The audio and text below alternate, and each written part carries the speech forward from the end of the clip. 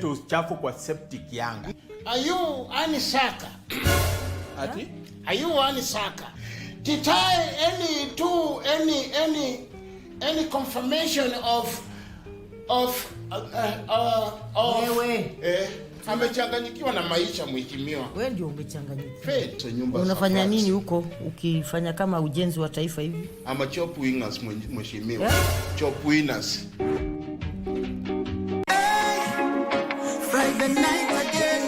Greetings in the name of the Most High, Jah Rastafari. My good name is Marley Moses, the positive warrior, alongside... Yes, sir, DJ D-Rage, the baddest. Each and every Wednesday from 10 p.m. on KBC Channel 1 TV.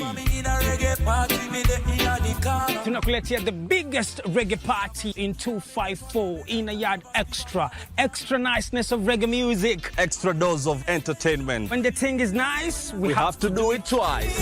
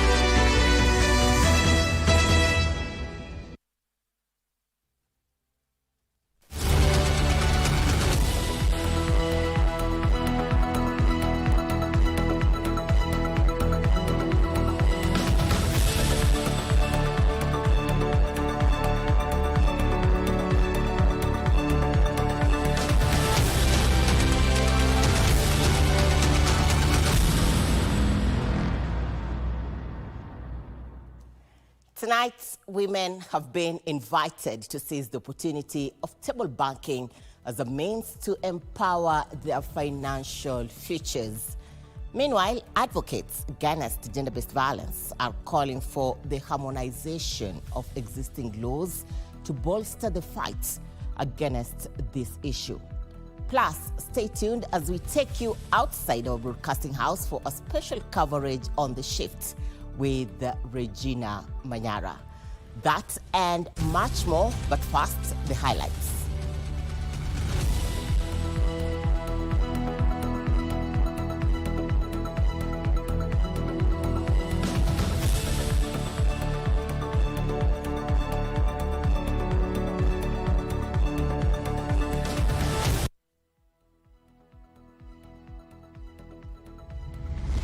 Across the country, there are concerns raised not only about the timelines and quality of our service delivery, but also about the integrity of a few within our ranks. Graft-infested judiciary. Chief Justice Martha Koome raises a red flag over what she terms a high penetration rate of corruption in the judiciary.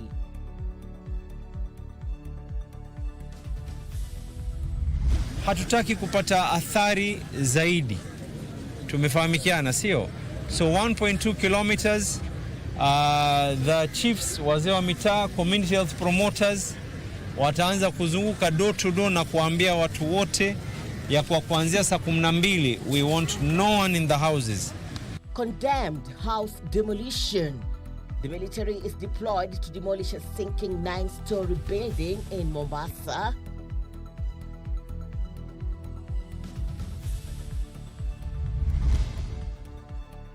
Mturi exposed. Ousted CS cries foul as the state allegedly withdraws his security detail.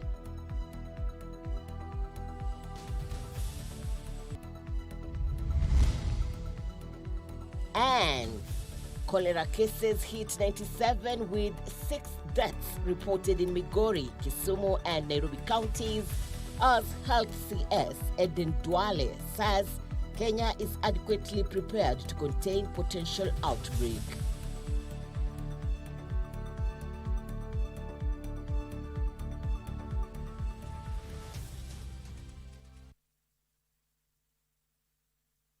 our social media platforms at KBC Channel 1 on X, YouTube, and Facebook. Our sign language expert tonight is Lensa Odingo. My name is Muchuma Odim. My colleague Tom Boya is away this evening. Now, on to our lead story, and we kick off on health matters. The Ministry of Health is calling on the public to enhance personal hygiene measures as the number of cholera cases in the country hits 97. As of 6th April 2025, a total of 6 fatalities had been reported in Migori, Kisumu, and Nairobi counties. According to Health Cabinet Secretary Eden Duale, the country is adequately prepared to manage and contain the outbreak. Here is that report. In a statement by Health Cabinet Secretary Eden Duale, Kenya has 97 confirmed cholera cases, with 6 fatalities have been reported in the 3 counties of Migori, Kisumu, and Nairobi. Migori County accounts for the biggest chunk of the cholera cases, which stands at 53 and 1 death. Most patients in Migori have recovered, with 2 remaining hospitalized. Kisumu County has 32 cases and 4 deaths, with Nyando and Muhoroni sub-counties affected. Nairobi County, on the other hand, has 12 cases and 1 death. The affected sub-counties are Kasarani, Embakasi East, Embakasi Central, Roysambu, Kibra, and Dagoretti South. As the Ministry of Health maintains it has enhanced surveillance, the public has been urged to wash hands frequently with soap and water, especially after using the toilet, before eating or preparing food, and after caring for the sick. Meanwhile, the Kitengela municipality has put on notice homeowners who carelessly discharge sewage and other waste. Sewage mingi inamwagwa barabarani, kuna takataka mingi inatupwa kiholela, kama pale njia ya nyuma ya sokoni, takataka hapo inabebwa na lori hii wiki ingine imejaa, na tunahitaji haya maneno sisi wenyewe kama wananchi wa Kajiado tuchukue jukumu la kufanya hii usafi. Moja ni wale wenye manyumba kuachilia uchafu uingie kwa mitaro, ifanye hiyo town yetu inuke na ifanye uchafu katika mitaro zote wanaachilia. The vice is said to be taking place at night, especially when it is raining, posing a health risk to locals.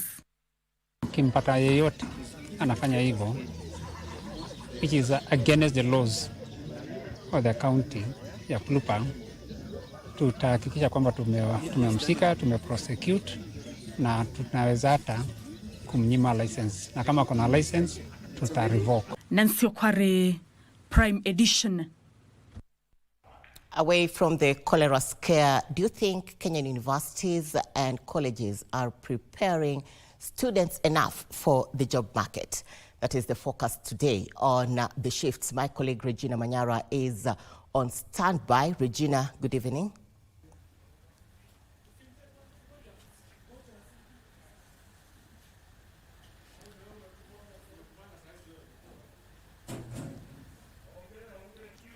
Thank you very much, Muchuma. Indeed, the shift has shifted tonight, and when we're going to be talking about aspects of university and college education with a focus on students' placement, job preparedness, and financing education, we are domiciled tonight at the Kenya Universities and College Central Placement Service headquarters here in Nairobi. We had set up outside, to just enjoy the ambience as well as the gardens here in this particular headquarters. But yes, it is raining in Nairobi's capital, and we decided why not be inside the foyer here. And that's where we're going to be broadcasting live from.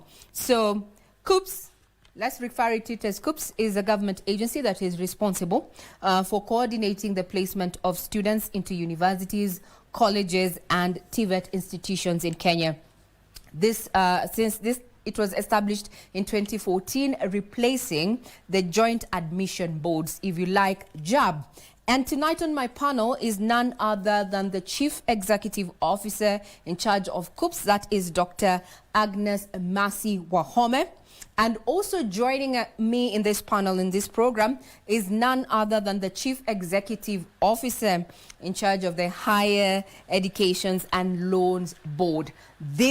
The HELB has a mandate to source for funds and provide financing through loans, scholarships, and bursaries to Kenyans, pursuing higher education in institutions of higher learning in and outside the country. So tonight, when we're looking at student placement, bridging the gaps, and all that, we are here tonight on The Shift and this is where you'll find us physically but also online. Get us on our various social media platforms, including X at KBC Channel 1.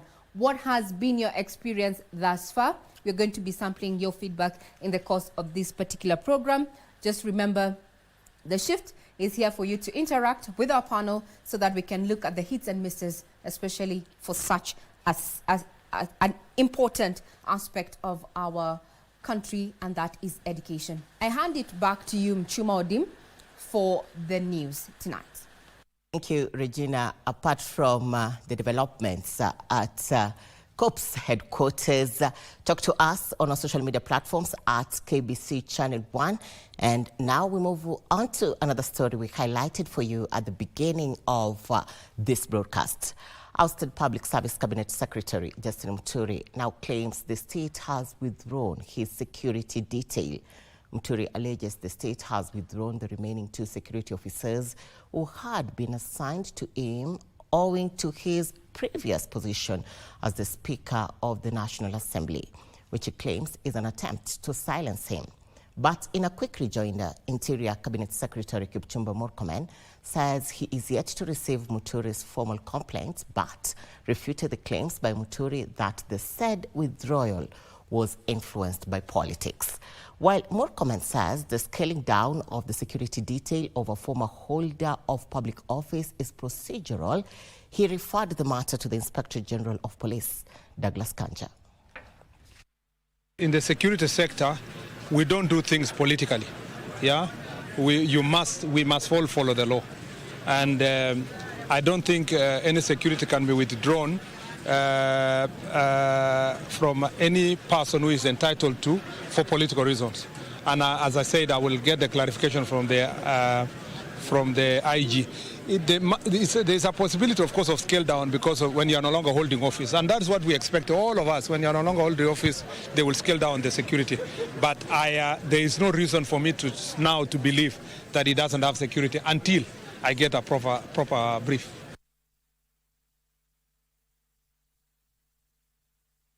From security concerns to the graft, Chief Justice Martha Koome is now expressing concern that graft is slowly sliding back to the judiciary, eroding the country's confidence in the justice system.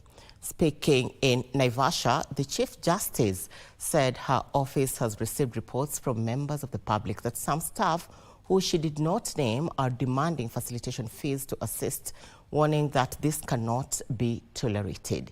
Here is that report.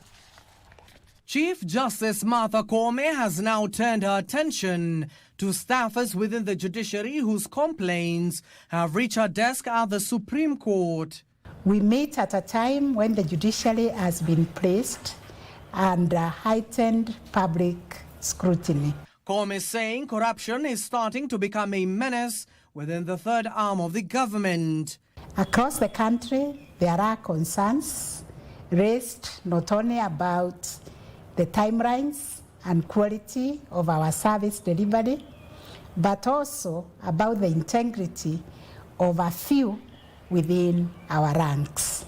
During this year's Magistrate and Kadhi's colloquium in Naivasha, Nakuru County, Koome said these concerns will hamper Kenya's trust in the judicial system. And regrettably, for renewed allegations of corruption in some of our court stations.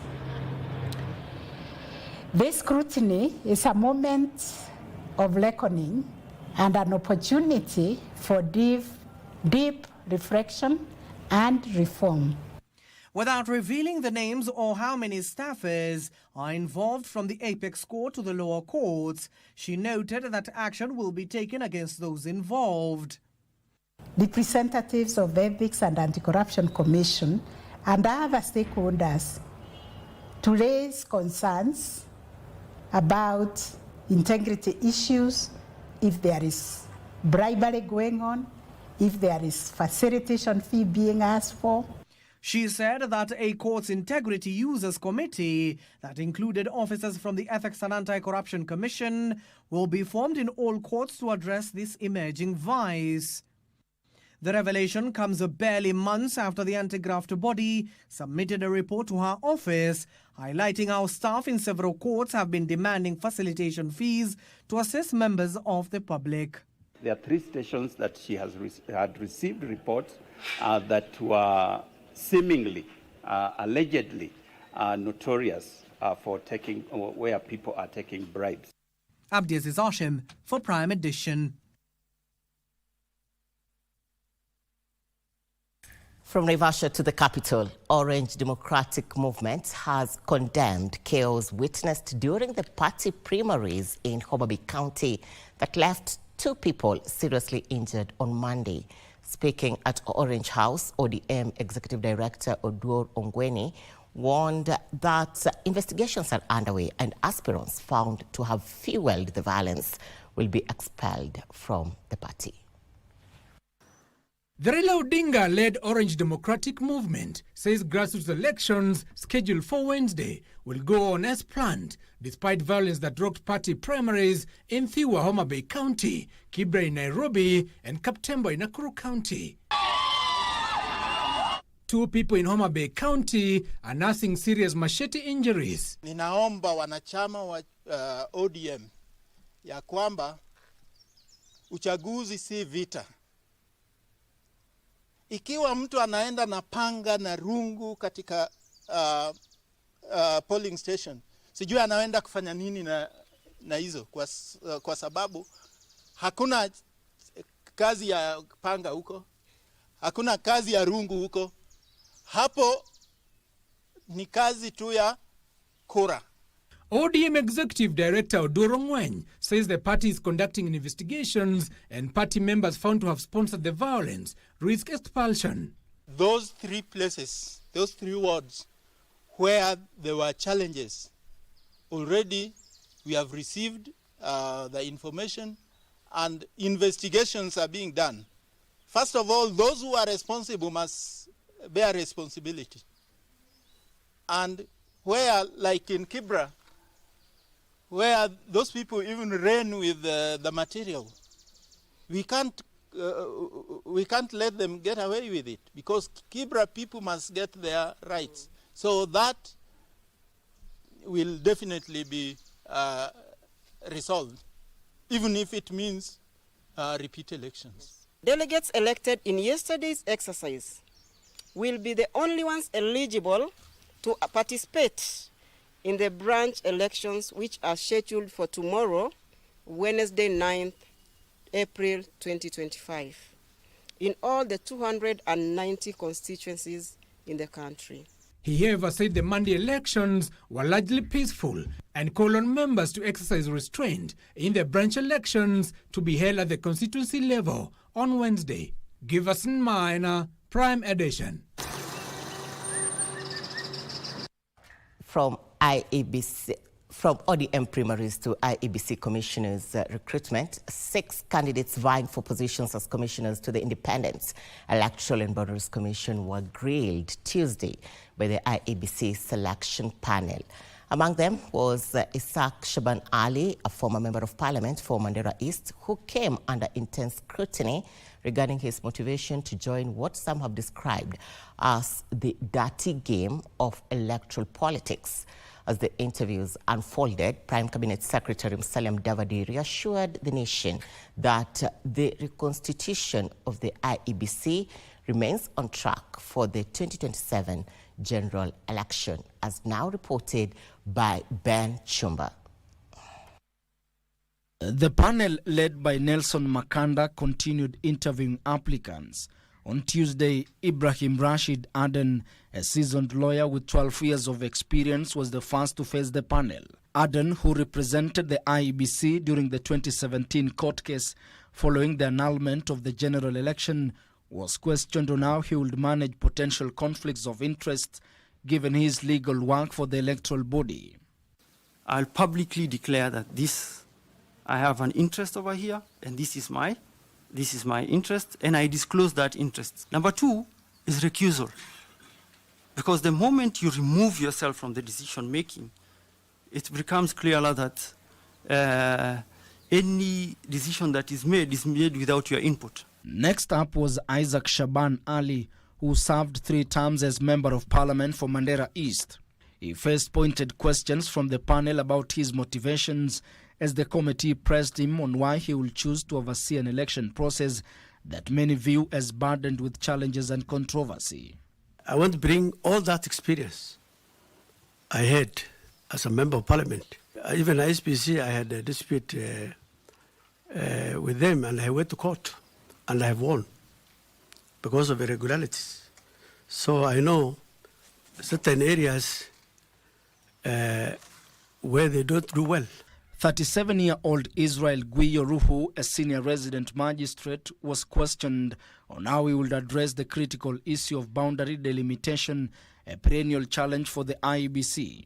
There are around 27 constituencies now which did not meet the population quota. So these constituencies were actually supposed to be now eliminated. So, but of course, through some political protection, somehow they were protected and given an extension and a timeline. How would you propose to address those challenges? We might have to face Kenyans and find a way of now making them accept that sometimes it comes to that your constituency, your beloved constituency, does not meet the population quota, so it has to go, or it has to be merged with another constituency. Jacinta Tresa Ismail, the Chief Officer for Trade, Tourism and Cooperatives in Kilifi County, shared her personal experiences with societal pressures, stating that her resilience and ability to withstand verbal abuse and threats, which she argued will be an asset in the challenging role. 3 women former commissioners, rightfully or wrongly, are living in exile. That's why I'm asking you. Because what you are going to is no kid's play. Do you want to have second thoughts about applying for this job? No. Along with Ismail, other candidates including Jackson Dere Kiboro and James Galgalo Jasom also faced the panel scrutiny. Meanwhile, Prime Cabinet Secretary Musalia Mudavadi offered reassurance, confirming that despite legal disputes and other hurdles, the government remains committed to ensuring the reconstitution of IEBC for the 2027 elections. What is going on is a process that was negotiated under the NADCO framework. And after a protracted legal battle, the courts set aside that process to allow the IEBC to be constituted. He was speaking at the quarterly diplomatic briefing. Ben Chumba, Prime Edition.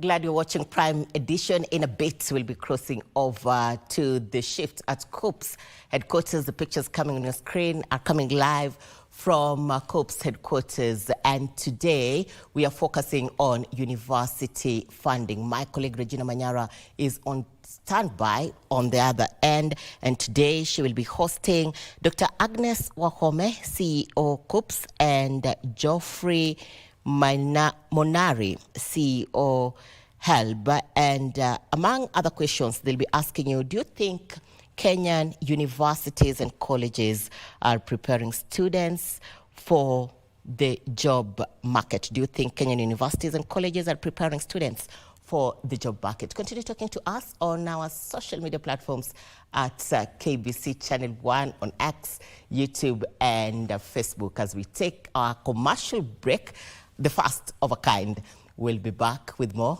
with the clarity you deserve. Stay with us.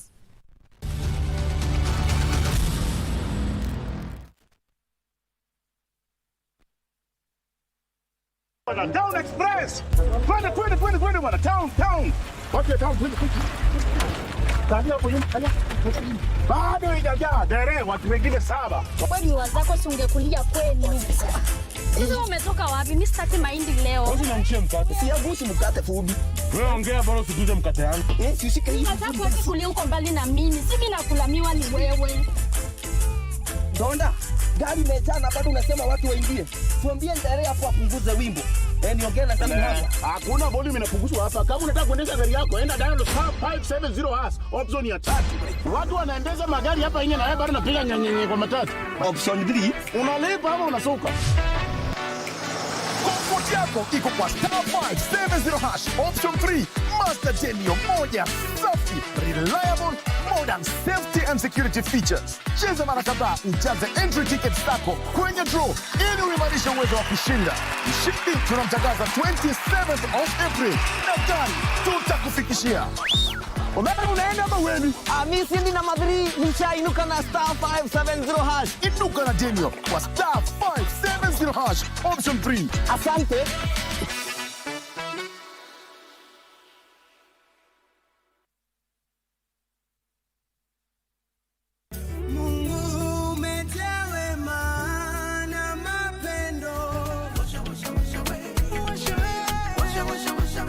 Today we want to look at what would happen if the energy that the youth carry will be diverted to something constructive. This is not to say that all they do is destructive, but just looking at what about if we focus all this energy and see what kind of a nation we are going to create. At the end of the day, God requires us to serve him in a young age. When you have the energy to do that, when you have the strength to do that, not when you are old, let me go and serve God, because you think death is near, so that's why you want to serve God. How strong are you?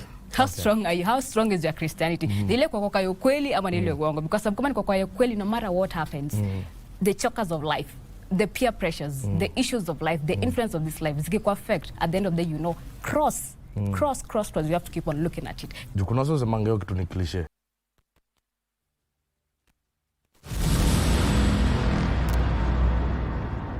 Welcome back to Prime Edition.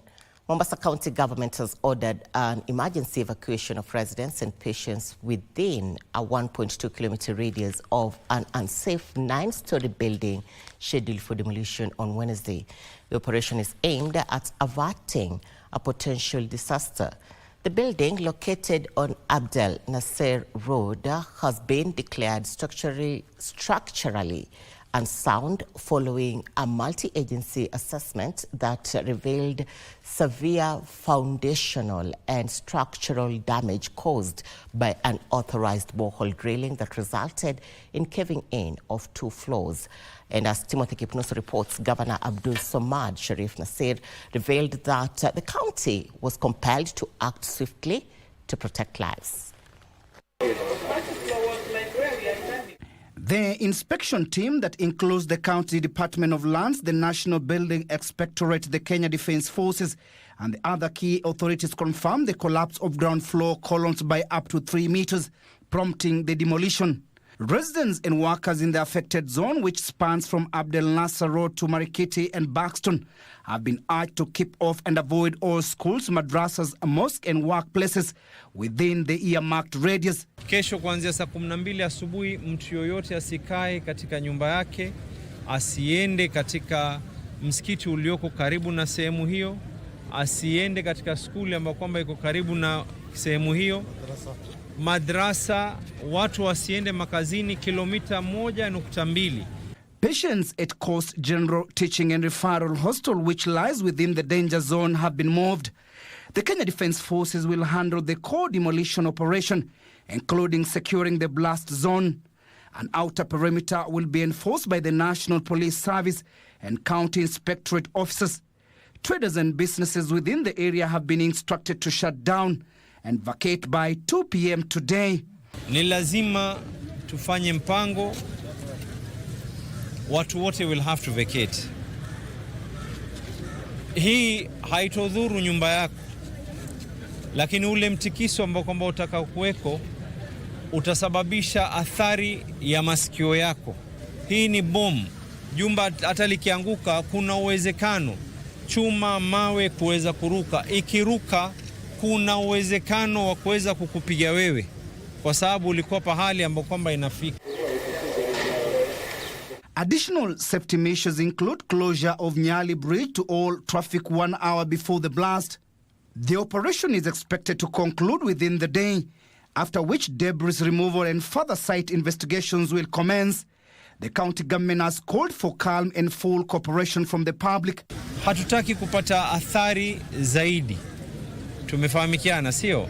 So 1.2 kilometers, the chiefs, wazee wa mitaa, community health promoters wataanza kuzunguka door to door na kuambia watu wote ya kwa kuanzia saa 12 we want no one in the houses.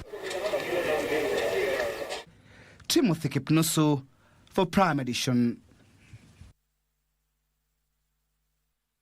Crusaders against gender-based violence are advocating for the integration of current existing laws to strengthen the fight against the vice. National Council of Administrative Justice Committee Chairperson Christine Kungu says amalgamation of the laws will ensure a more coordinated and effective response. Meanwhile, the chairperson Technical Working Group on GBV, Nancy Baraza, says the committee will work to ensure every recommendation will be taken into account in its final reports. Members to allow. The Technical Working Group on Gender-Based Violence is working round the clock to collect views from the public that will feature in its final report to the appointing authority. If we make recommendations that touch on a review or fresh legislation in certain areas, we will have to rely on Parliament to do that. With key players converging at the Kenyatta International Convention Centre in Nairobi, the venue for the exercise, Kenya Women Parliamentary Association's Chief Executive Officer Leah Sankaira says there is need to review existing legislations on GBV to align with the evolving realities.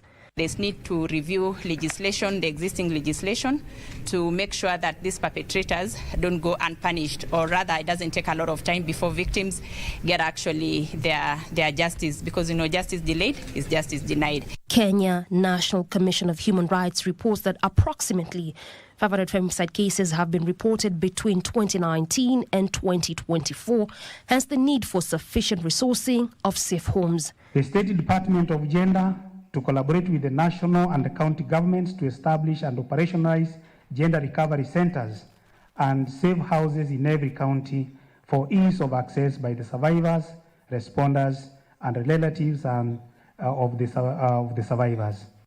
This even as the Nancy Baraza-led committee has pledged to incorporate all viewpoints in its final report. Doreen Arange for Prime Edition. Let's now shift gears to women empowerment. Women have been challenged to embrace stable banking as a practical and impactful tool for financial growth and independence. This was the clarion call at the start of a women economic empowerment workshop organized by the Mama Doing Good initiative led by First Lady Rachel Ruto. Financial experts hailed the grassroots financial model that enables women pool their savings, fostering a culture of entrepreneurship, accountability, and economic resilience, as well as planning. Here's that report. The workshop, organized by Mama Doing Good initiative, an initiative spearheaded by First Lady Rachel Ruto, saw hundreds of women entrepreneurs under the banner of Joyful Women gather in Nairobi. Mama Doing Good Chief Executive Officer Elizabeth Kosgei highlighted the crucial role the initiative plays in empowering women in small, medium and micro enterprises. It's one of the organizations that is also an NGO but focuses on women in the grassroots, women that had nothing, to promote them to have something economically. And so under Joyful Women, we do the economic empowerment and financial inclusion through a concept known as table banking. Beneficiaries of the initiative highlighted the positive impact the initiative has played in enabling them have access to financial resources. Kuna mali unapata loan, kama ni long term, ni 1%. Hakuna mali utapata hiyo. Na the end of the year, kuna pesa ingine huwa tunapata. Unakuwa na education na unakuwa na saving na bado unakuwa na agriculture. Hizo pesa ukisave sote by December, unakuwa na pesa mzuri. The Mama is Doing Good initiative is aimed at empowering women by providing financial literacy training and championing for inclusive growth for women in rural and urban areas. Martini Maslin for Prime Edition.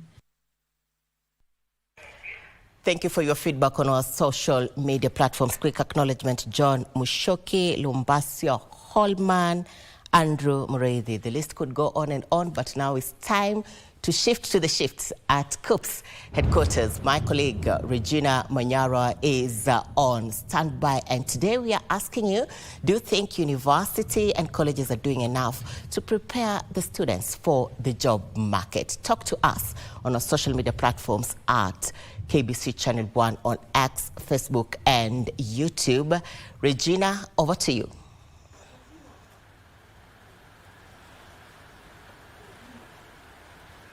Good evening once again. Thank you very much, Muchuma, for that.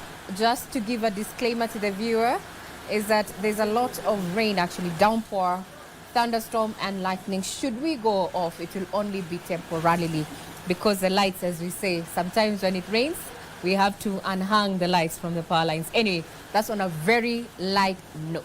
Now, to the conversation here tonight is that in May of 2023, the Kenya's tertiary education funding model underwent a major shakeup in a bid to ensure equity and sustainability.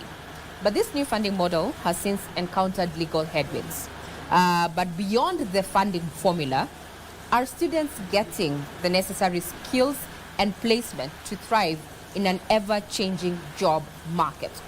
Tonight, we unpack what is working, what is missing, and what needs fixing. For these details, we are joined by none other than the CEO, Kenya Universities and Colleges Central Placement Service, that is Dr. Agnes Mercy Wahome. Thank you, ma'am, for your time. As well as the Higher Education Loans Board Chief Executive Officer, that is Geoffrey Monari. You can join the conversation by talking to us on our social media platforms, including on X at KBC Channel 1. My X handle is at Ray Manyara. This is The Shift, and as I said, I'm Regina Manyara, and welcome to the program. Remember, we're coming to you live from KUPS headquarters here in Nairobi. Now, let's get to know who our panel is actually at. We say, know your guest. So, Madam CEO, Dr. Agnes Mercy. Now, KUPS placement usually elicits a lot of hope and anxiety for students. So quickly paint a picture for us. How is it this year?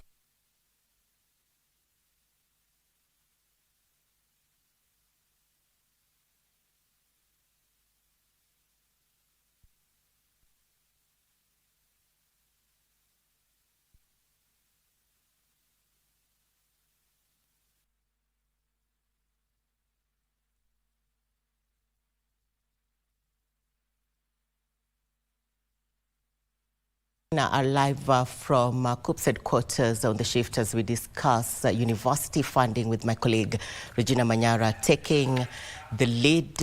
Let's get back to Regina for more insight into this concern. We also started off with those who are interested in taking medical courses at the Kenya Medical Training College. We had students also applying to our new program, the Kenya School of Law, that has now come in with a diploma in law and paralegal studies.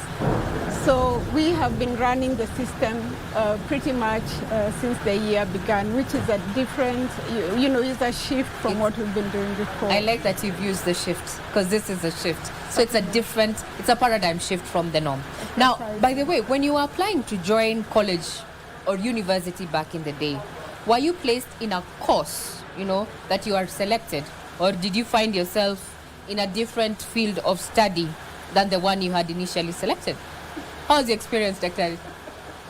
Well, my experience was really a crazy one, because I was in the first class of 844. So there was a delay in the placement.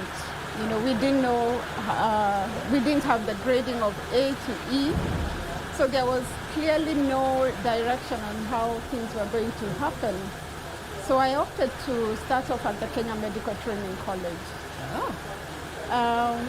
What I know is I got admission much later, and I didn't know whether to take it or not to take it.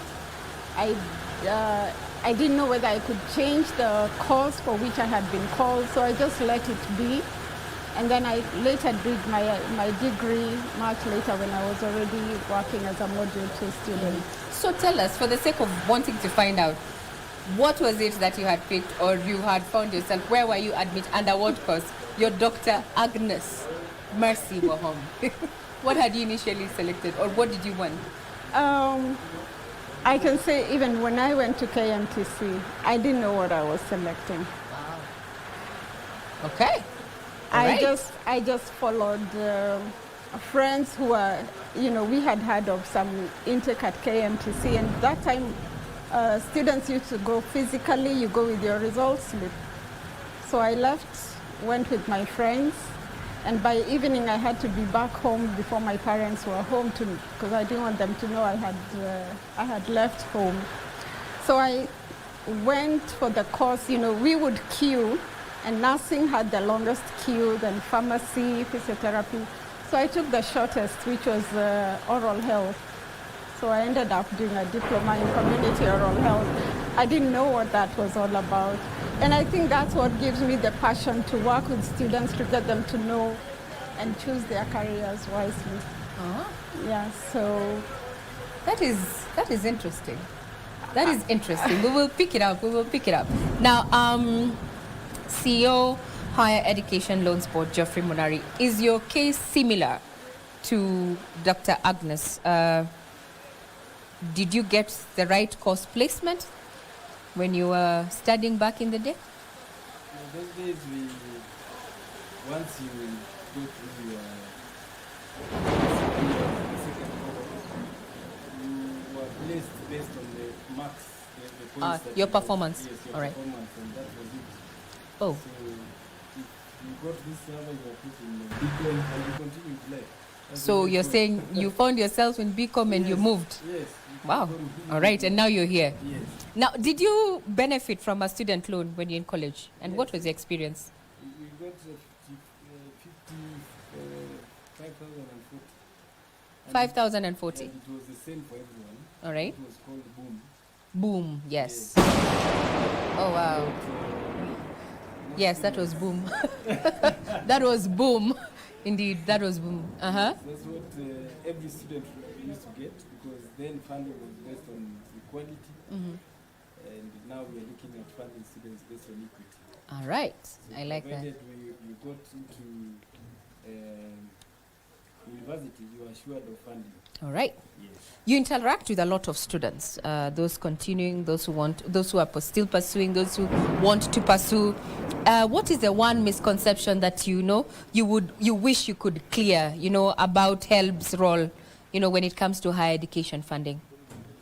I think the misconception I would want to clear is that the means testing instrument is unfair, and it's only based on the data that you give it. Okay. Like any system, if you don't give it the correct data, then it will give you the wrong results.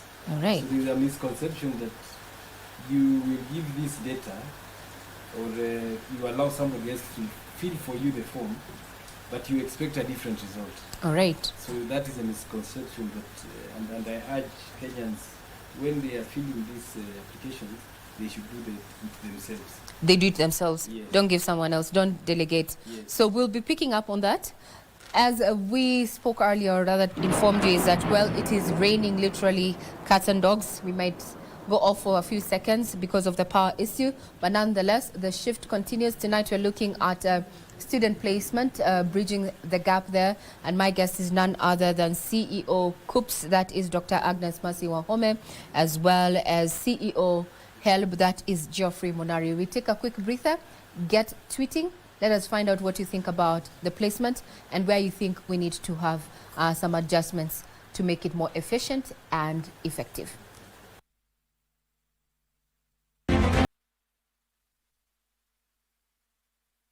Jet A1. Cheza Aviator bila data bila credo. Dial *892# for instant takeoff. Pepea bila pressure kucrash au kucash out. Aviator bila data. Aviator bila credo. Uko na kabambe? Wewe pia ni rubani mnoma. Dial *892#. Jet A1. michezobet.com. Cheza kwa kuwajibika. Kushiriki ni miaka 18 au zaidi. BCLB license number 0000664. It starts with little moments of courage. To stepping out into the new world with confidence. Taking leaps of faith. Spreading your wings and soaring to new heights. Your mother's love is with you wherever you go. Stay soft. Nothing lasts like mom's love.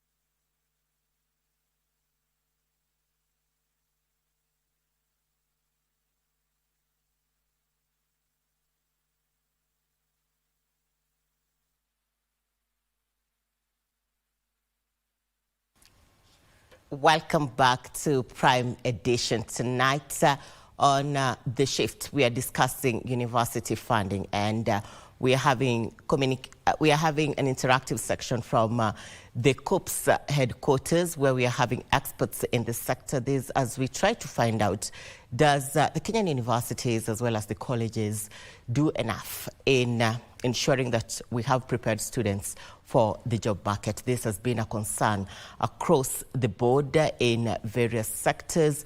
There's as many people raise concerns on employment opportunities in the country, be it in the private sector or the government sector. And these are the things my colleague Regina Manyara is trying to put into perspective. But for now, before we go back to the shift at the COOP's headquarters, let's now cross over to Parliament concerns. The State Department of Agriculture and the Pest Control Products Board are on the spot for allowing over 200 pesticide products in the market, despite being banned in other developed countries.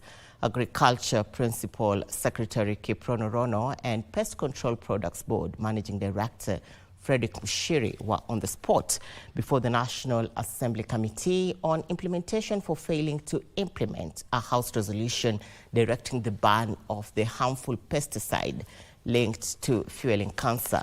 While the MPs insist the harmful chemicals are causing cancer, the Pest Control Products Board maintained no harmful chemicals are in the market. Here's that report. Members of the Committee on Implementation faulted the State Department of Agriculture and the Pest Control Products Board of a lack of action in relation to implementation of a House resolution to withdraw all harmful pesticides in the country. Cancer cases have been increasing in this country. They are not born. They are brought in by chemicals. And the chemicals are the ones that we use in our food. So we have very learned people who allow bad things to happen. So my friends, do not question our intelligence. In 2019, Deputy Speaker Gladys Sholei successfully petitioned Parliament to outlaw 267 pesticide products, arguing they had been banned in their countries of origin. The lawmakers accused the ministry officials of advancing the interests of agrochemical industry at the expense of Kenyans. The Pest Control Products Board, however, insists all pesticides in the market are safe. We have evaluated a number of products and we have found some of the allegations not to be true. Some of the allegations, please note, some of the allegations not to be true based on science. So you want to tell us that Europe and US are just people there, they don't have labs. It is only in Kenya where we have proper labs, which you can justify, because from what you are saying, you are nullifying the whole finding. I think we should bring a bill, Mheshimiwa Chair, bring that states that all products banned in other countries should be banned in Kenya. Meanwhile, the Ministry of Health now wants Parliament to compel Nairobi City County Government to acquire new land for cemetery and close down Langata Cemetery that was declared full 2 decades ago. Degazette Langata Cemetery and acquire the near land for burial purposes.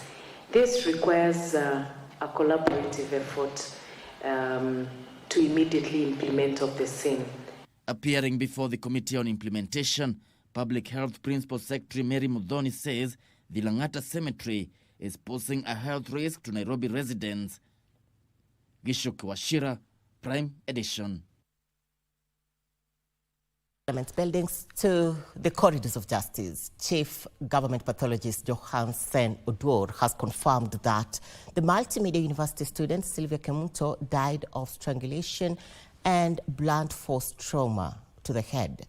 The pathologist revealed the presence of bruises on her legs, implying a struggle between Kemunto and her attacker before her death. Development comes a day after Kibra law courts allowed the detention of the prime suspect, Eric Mutinda, for 21 days to allow investigations to be completed. Details in the Scales of Justice segment. A day after Kibera Principal Magistrate Zainab Abdul directed the main suspect be remanded until April 28th to allow for DNA analysis and he undergo a mental evaluation. At Montezuma Mona Lisa Funeral Home on Tuesday, Chief Government Pathologist Johansen Odwor, accompanied by the family's pathologist, who waited as a post-mortem on Kemunto's body was conducted. After 3 hours, the duo emerged to report the protrusion of her tongue indicated that she may have been strangled, dismissing allegations of a botched abortion as the cause of her death, as earlier reported. She also had what is called cyanosis, someone who was not having oxygen at the time of death. So with this, we conclude that what led to the death of the nurse Sylvia was strangulation on top of multiple blunt injuries. But it's difficult to tell because of the state of the body. It's quite decomposed, so we can't tell for how long she's been in that water tank. The body has been in that water tank. The late Kemunto was allegedly killed at the Multimedia University hostel and her body dumped in a water tank on the rooftop in the school compound. She's dead under very mysterious circumstances. The question that we have asked and we continue to ask, where was the school administration? Where were the school guards on that material night when this struggle was going on? Anybody should not contribute for our legal fees. We shall deal with it through Sheria Mtani and fund the legal fees up to the end. The prime suspect, Eric Mutinda, was arrested on 4th April and remains in custody until the 28th of this month. Separately, the High Court has extended orders for the implementation of a judgment it delivered in October last year on Roy's settlement scheme's quotas for 18 months.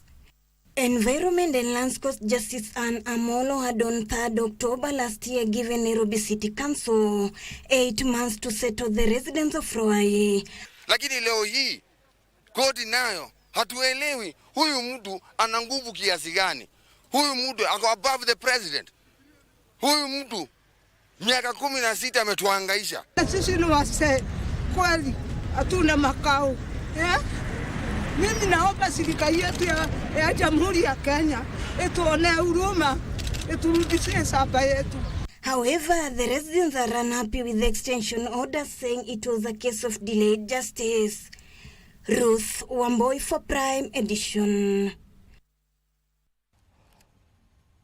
The Kenyan job market presents both challenges and opportunities, especially for the youths. And there are many concerns on the rising unemployment rates in the country. But at the same time, there are sectors which are trying to create employment, among them the digital space as well as the tech space. And tonight on The Shift, my colleague Regina Manyara is focusing on university funding. Are institutions doing enough in preparing the students for the job market? Back to you, Regina.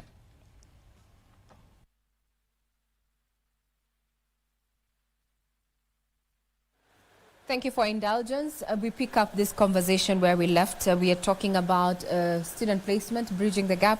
And the question we are posing to you back at home, do you think Kenyan universities and colleges are preparing students for the job market? Do you think Kenyan universities and colleges are adequately preparing students for the job market? So, CEO Coops, what is your take on that question? Do you think we are preparing our students for the job market, the universities and colleges? What's your take? The universities and colleges over the years have been training students mainly for the job market. But it is important to keep finding out how is the job market changing. How are we, like we have seen there's a lot of uptake of technology. Years back we had the secretaries who would type and take notes using shorthand. We don't have that nowadays. So the universities and colleges are aligning. They are trying their best to align to the current job market. Use uptake of technology, artificial intelligence, and I think they're doing it. They're trying to catch up or align. Now, this is how Kenyans polled on that question. We had asked you, do you think Kenyan universities and colleges are preparing students for the job market? These are the results. They are being displayed on your screen there. So 60 say yes, while 246 at the moment say no. Yes, 60, no, 246. So, CEO Helb, Samonari, what is your immediate reaction to the same poll? I think it's a misconception because these students are the ones who apply for these programs, and these programs are readily available. The challenge would be in terms of their own preparation, so that when they leave the university, they are not as well prepared as they should be. But the universities are offering the best that they can be able to give to the market. Is that we urge students to be able to ensure that they go through the programs as they're required, so that they can be able to, when they go into employment, they don't have to be trained again. And I think that is where the misconception comes in, so because of the extra training that comes in. So for you, Munari, it's not the courses, but the individual capacities. What do you leave the institution with? Yes. We will pick it up from there. We'll pick it up from there. Now, as CEO Coops, Dr. Agnes, you're tasked with overseeing the placement of students. What has been your major, change that you have seen in student preferences or expectations over the years? Yeah, I can say over the years I've been in this institution since 2018. Well, I took over as a CEO in 2020. One of the major changes that we've made is to ensure that students end up into the programs which they make the choices themselves. We take seriously the student's choice. I can say some years back, just like my colleague Geoffrey said, students would find themselves in the program that they may not have selected. For one reason or another, probably they either chose courses that were more demanding in terms of the grades that one needed to attain. But as up to even 2018, 2019, would find that students would select and then would have courses that don't have students, and we have students who had not made their choices, and we would do what we call sharing. That is something that we have moved away from, and we said, you have to make a choice. We only place you in a program that you have made your choice. Because as you say, when Kenyans say that universities and colleges may not be preparing the students well, probably they ended up in a program they did not choose. So they end up not performing to the best of their ability. But when you start, when we look at the choice of the students and we start preparing them early enough while they're in Form 1 and 2, then we expect to see better outcomes in terms of the match between one's career choice and the program that they actually take while in college. Yeah. We'll pick it up from there because we're getting quite the feedback in regard to the portal and how Kenyans are interacting with it. Now, since the portal was open in January, as you said, for those who are interested in TVET as well as KMTC, clarify under which model are students making the applications, given the current stay orders? Mm-hmm. Under what model are we making these applications? Mm-hmm. Yeah. There is... We delinked placement and funding. Right. Yeah, so that is a new government policy where we delink placement from funding. And we're saying students are first placed, regardless of where, their background, as long as they meet the minimum requirements for the programs they wish to take, then we give them that priority. And it's all about, like I said, the student's choice and merit. Now, funding, I would now allow my colleague to respond to that because we are now delinked. So, Chief Helb, Jeffrey Miner, what informed this delinking, of placement and funding?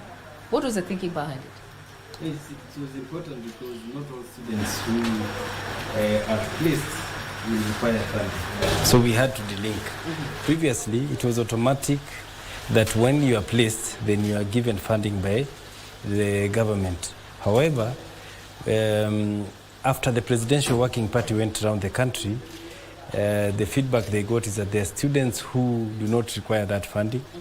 Therefore, we had to delink and follow what Kenyans wanted to be done and move from funding based on equality to equity. Equality. Yes. Now we're focused on equity. We'll get back there. Mm-hmm. Now, there have been concerns, that the portal is not user-friendly, Madam CEO. What is your take on this?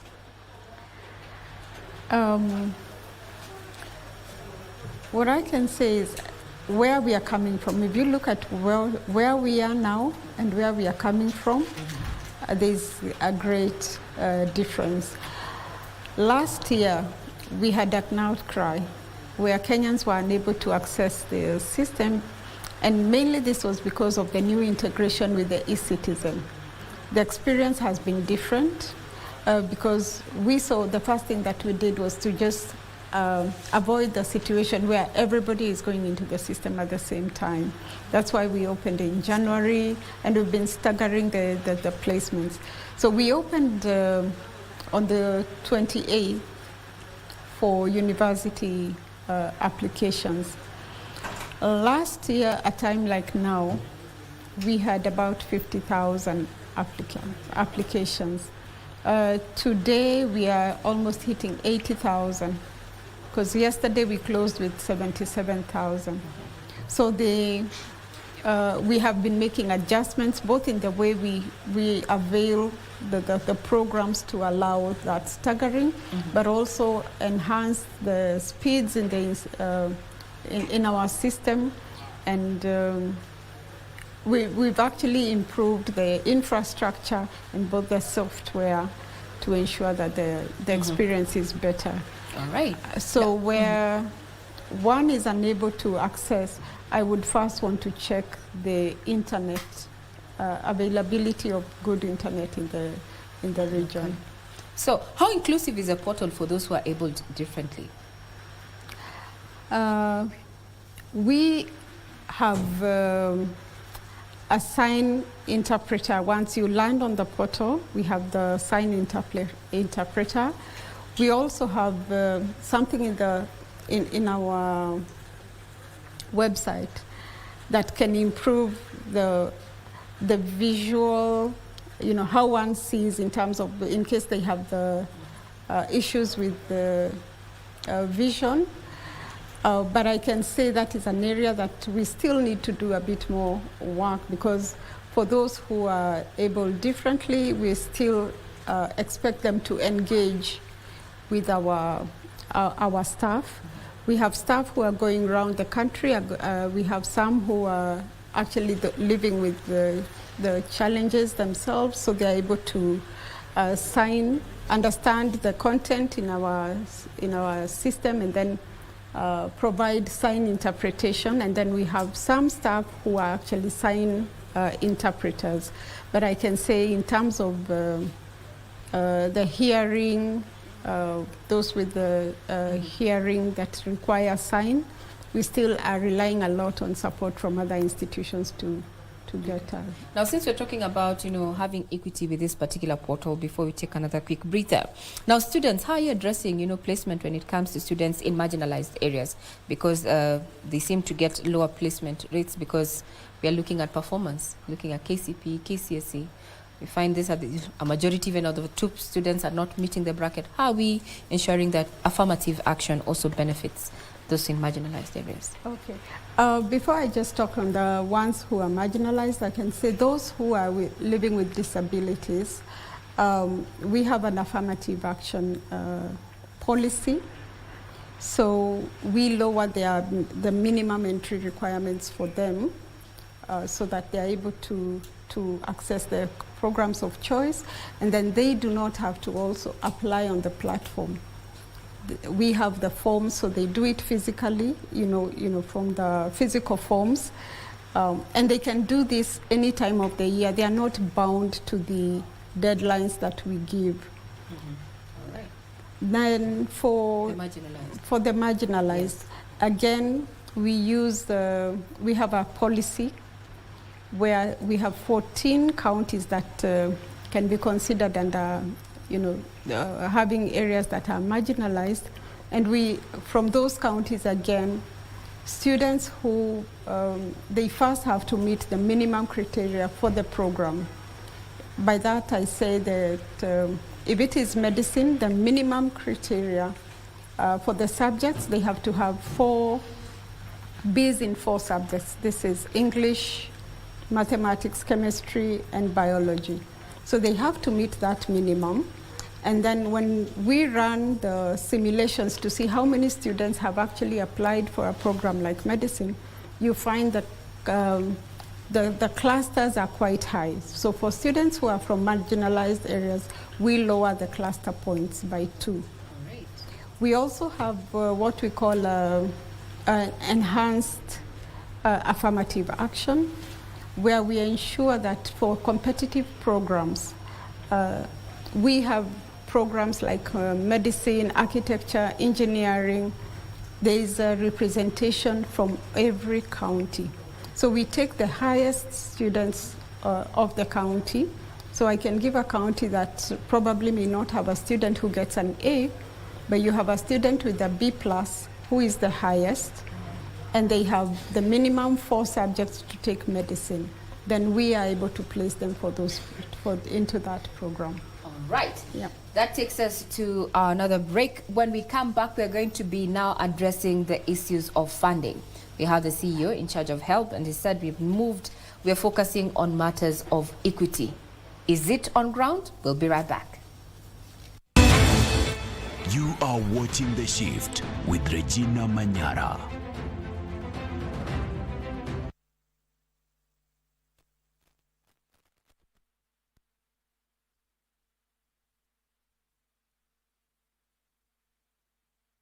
Kupitia star 570 hash tunakupa nafasi ya kuchomoka na this beautiful Mazda Demio. Enjoy a beautiful clean semi-leather interior, low mileage, fuel-efficient 1300cc engine, great for personal use and business. Ukitaka kujishindia gari hii, kucheza ni rahisi sana. Chukua simu yako, bonyeza star 570 hash, chagua option 3. And for only 35 shillings, hii gari inaweza kuwa yako. Kumbuka kucheza mara kadhaa, because the more you play, the higher chances of wewe kuwa mshindi. Mungu ni mwema, asante Mungu. Ile nitakuwa naendesha hivi. Dial star 570 hash and make this dream car yours.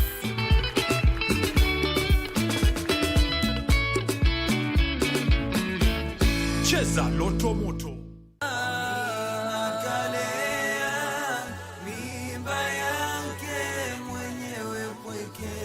Usafi umegawanyika sampuli mbili. At-taharatu al-ma'nawiyya ay al-qalbiyya, usafi wa kimoyo, na pia at-taharatu al-badaniyya al-hissiyya, bimaana usafi wa kimwili. Kwa sasa Muislamu lazima ajipambe na vitu hivi vyote viwili, aonekane ndani na nje, aonekane kuwa ni msafi. Usafi wa moyo unapatikana kwa kumcha Allah subhanahu wa ta'ala, kujiepusha na makatazo ya Allah subhanahu wa ta'ala, na vile vile pia kuondoa chuki, wivu na unafiki, ama mambo yote ambayo yanaweza kuharibu imani ya mja.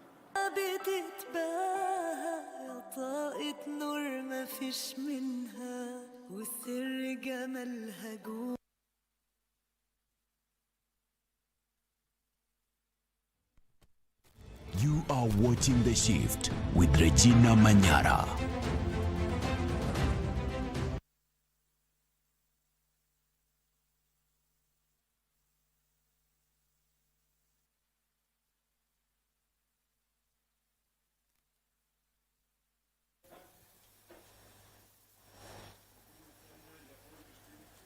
Welcome back. This is The Shift. We're looking at placement, student placement to be precise, and bridging the gap. I'm joined by none other than CEO KUPS, Dr. Agnes Wame, as well as CEO HELB, that is Geoffrey Monari. And we have been looking at, what cadre or what is used to ensure that we have equity in placement.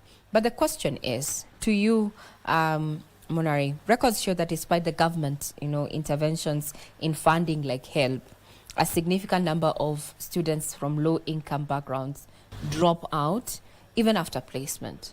What are you doing to address this in this recent categorization that we have?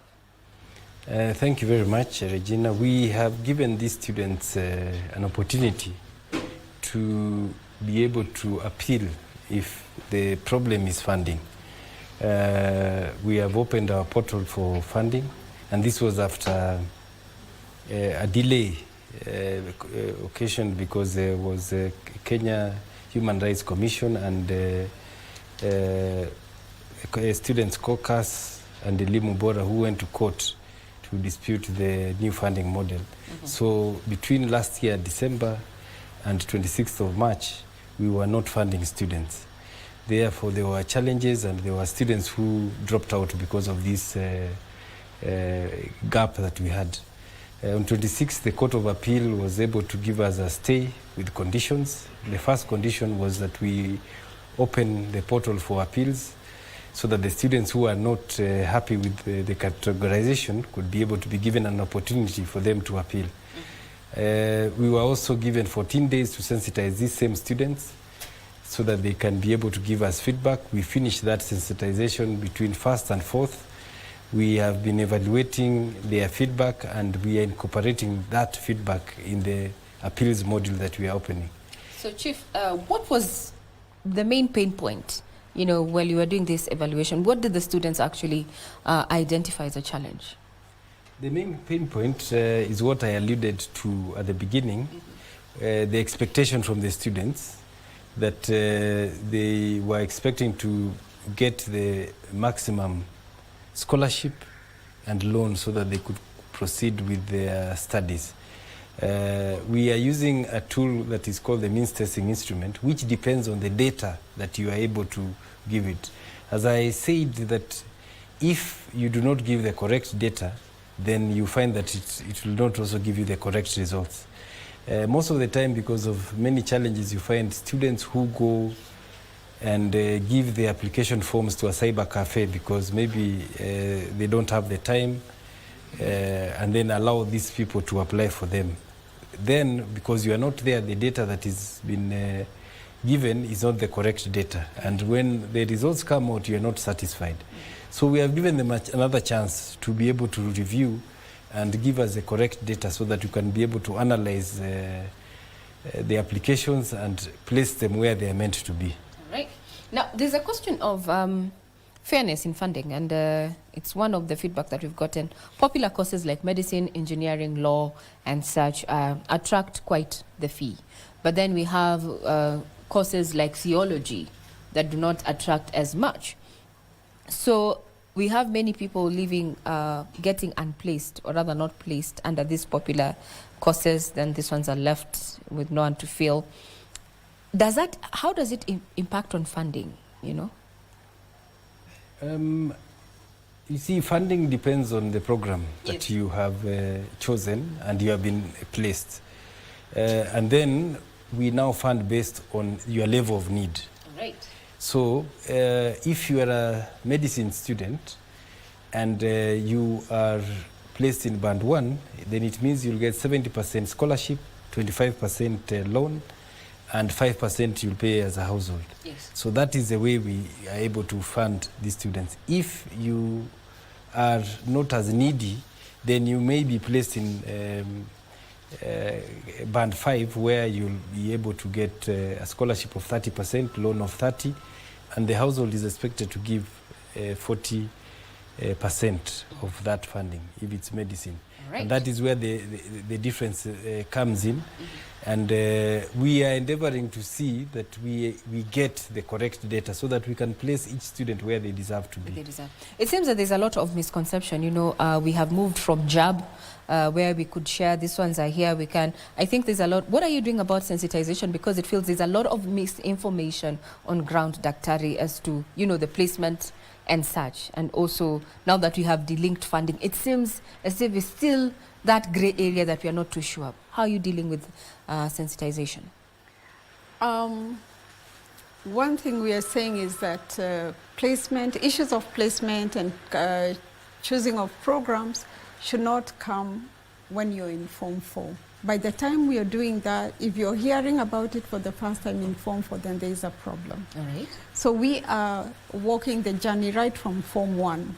And we have a program for Form 1 and 2, where we work with them to select the courses, you know, not the courses, sorry, the subjects. So a student who wants to become an engineer, they need to know early enough that they have to take physics and they have to do well in mathematics.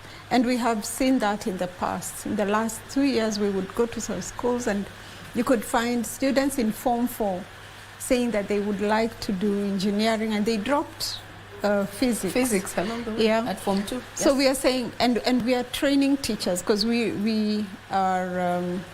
work through the Huduma centers. We have officers in the Huduma centers, but they are not enough.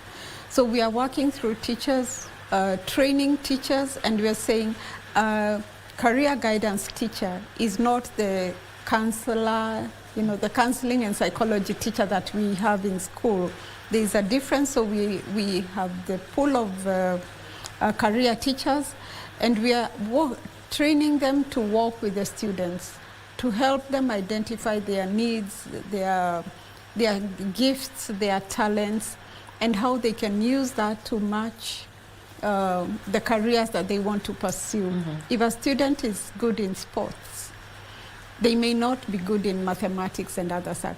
So what careers can they start looking at that are aligned to sports? Dr. is where now we do STEM. I mean, we do CBC. I know by 2027 we'll have phased off 844. Yes. Is that then now we are looking at the competency-based? Actually, it fits in so well with what we are talking about. All right. Because the students are able now to pick early enough and start working and finding out, okay, this is my interest, this is what I love. Yeah. And these are my, I have a talent in performing arts, drawing and all that. Then we start walking that journey. Mm-hmm. By the time they get to choosing now the colleges they want to go to, they have already put so much effort in the subjects that will get them there. Okay. If you look at where we are now, we have students who are A students. But this student has sat for arts, they have sciences, they have music in there. And when you ask them what they want to be, they almost do not have know. no idea. Yes, true. We have an A student has more problems in choosing careers than a C student.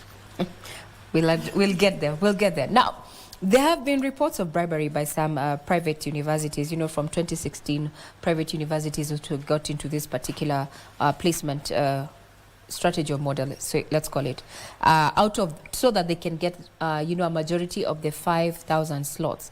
What is your take on that? This is just a critic who said there's a lot of, greasing of hands. Is it? What's your take?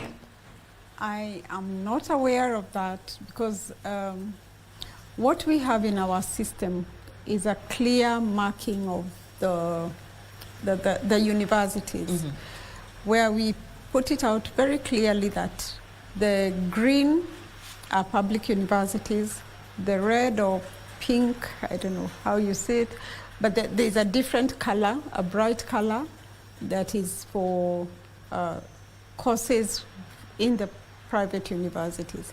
And we make it very clear that if you select, it tells you when you click onto a program that is under the private universities, the system clearly tells you you've selected a program that is not eligible for government scholarship. So even at the point where you are checking out, you've made your payments, you are ready now to exit, the system again asks you, you have selected a program and you will not be eligible for scholarship. Are you still willing to continue? All right. And when you say yes, then your application goes through. After we have run the system and we have placed the students, we allow the students to make, transfers. One may have selected a program out of fear of not being able to, not knowing whether they will make it. And, it happens that they get the cluster points that will get them into a program in a public universities. We allow students to move from public to private and private to... Yeah. So you allow that, depending... We allow that. So I am not aware of where money changes hands. Thank you for that clarification. Yeah. Now, let's hear what members of the public have to say in regard to some of the questions that we had posed to them. First of all, is if universities have adequate, and colleges have adequately prepared the students for the job market. This is Khalid Abdulai. Take it away.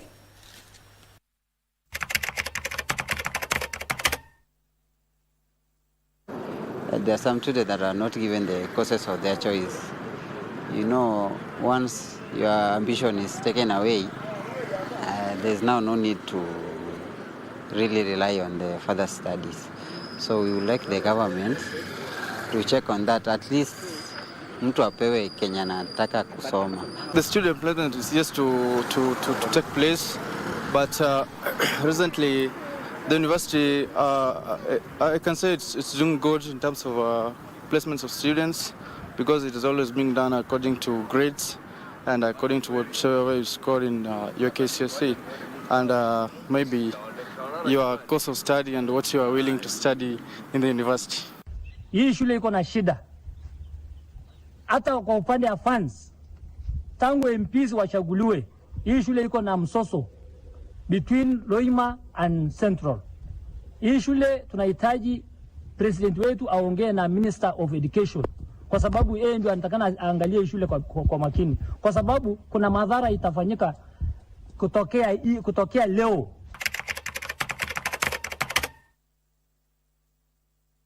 Yes, the university is, but currently in Kenya, due to the situation that in Kenya, it is evident that many of the students are always graduating, but finding job opportunities in Kenya is very difficult.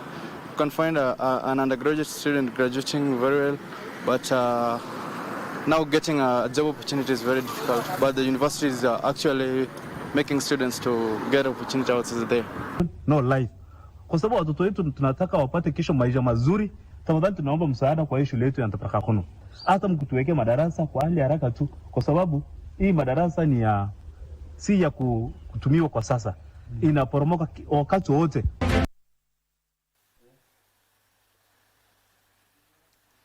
Yes, now let's hear from the panel. What is your immediate reaction to what Kenyans had to say? Let's start off with you, Monari, as at the helm of HELB. What is your take on that? Yeah, I think my take on this is that we need to do more work on sensitization. Yes. So that the public can know that what you are able to, the programs that you choose are the ones that you'll be placed in. The criteria is very clear, and also funding follows the student. So if you choose a certain program, then you'll be able to be funded depending on the cost of that program. So what I think is mostly is that a lot of sensitization needs to go into place. There's a lot of misinformation and disinformation in place. So I urge Kenyans to be able to come to the institutions that have been placed with the responsibility to fund and place students so that they get the correct information. All right, Daktari, what's your immediate reaction to what Kenyans had to say? Yeah, my reaction, especially on the students who said that they make choices and that they end up in a program that they did not what would have been their preferred program. We noticed that students select courses, you know, in a way you ask, what career would you want to take? And almost everybody in a class would say medicine. I'd like Kenyans to know there are more programs other than medicine that are equally, there is no bad program. All programs are good, all programs are marketable. It depends on what you do with the degree or the certificate that you attain. Okay. I say this because a program like medicine, we place less than 1,000 students when you across all the universities that offer medicine. But the number of students who apply are more than 10,000. You know, we can get up to 10,000 students who say they want to take medicine. So they may all not fit in the programs that we have. So I would wish Kenyans to be more, you know, to take more time when selecting their programs. Again, when they are selecting the schools, the universities, we are now placing in 70 universities. So, but our students want to just look at some universities, yes, the old universities. The prestige, the name. Yes, but when you look at the course, for example, education, if I do education in whatever part of this country, if the university is a registered university, I will qualify to be registered by TSC. If I do nursing or medicine, I will be registered by the professional board. And at no time will a patient ask where you went to university. I like that. Yes, they will not ask, they just want you to be qualified. Yes, yes, and the professional body is one. All right. So let's choose the course and not the name of the prestige. The name of the institution. Now, yes, you've brought us to this conversation. We have seen the government has been working at elevating TVETs, but then I would want to share some quick summary of statistics and facts. Maybe they can be played on your screen back at home. This is just a comparison of placement between TVETs as well as university placements. This is data from KNBS as well as COOPS 2023. So the demand for TVET courses from that particular demonstration on that table that you're seeing is low, while we have demand for universities high because of prestige. Enrollment rate as far as 2023 was concerned, we had 40,000. University, we were looking at 120,000. Graduate employability, practical skills are very demanding. That is the advantage, comparative advantage that TVETs have over universities who have some who are employed, some who are not.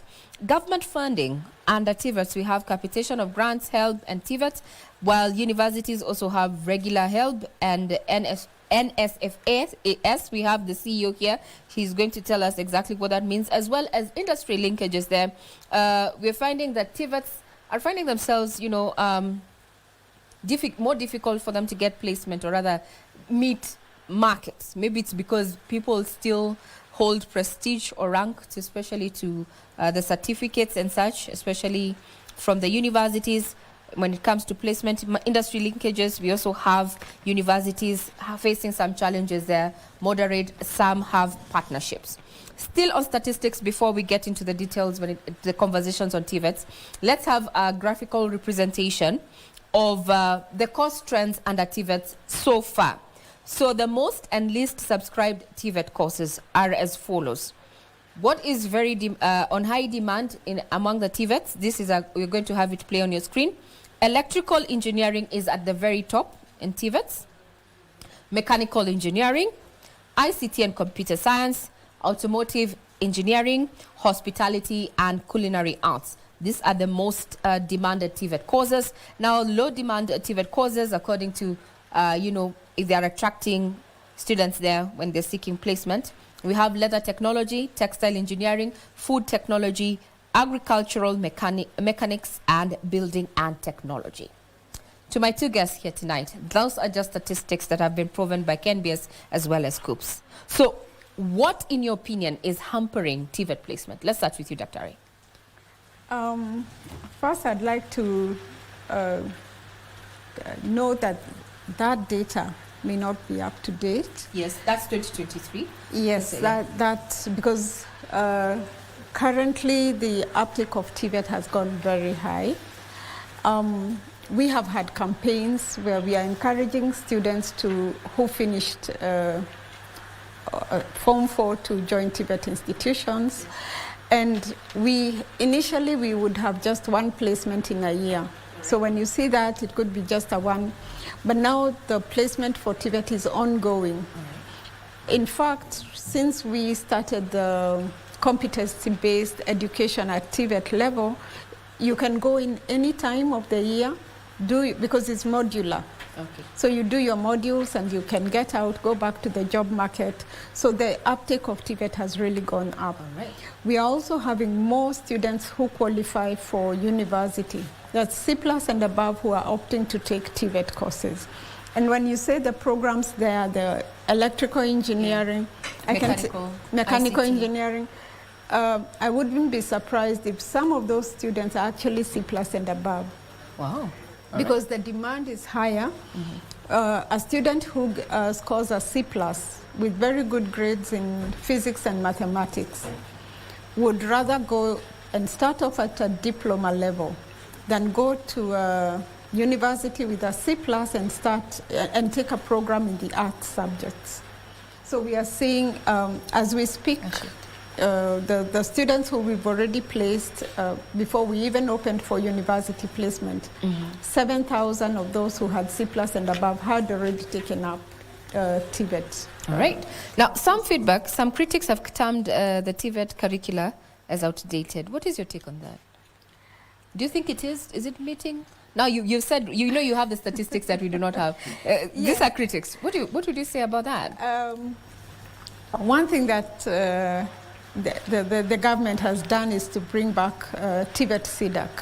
Okay. And I don't speak for the institutions, but we place students to take programs that are examined by TVET CDAC, which came back immediately after the elections, I think.